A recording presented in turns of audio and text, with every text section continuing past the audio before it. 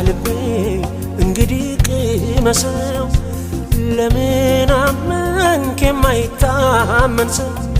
ስትከተላት በልጣብህ ከኔ ይህ ይመጣል መቻልክ ያኔ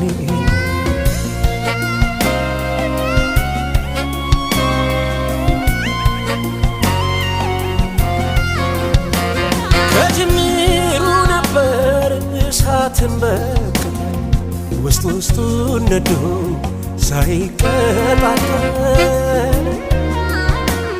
የወደደ ራሱን ይጎዳል ይባለው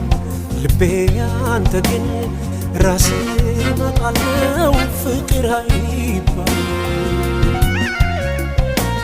የትርታ የዋስ ልቤ ዋስትና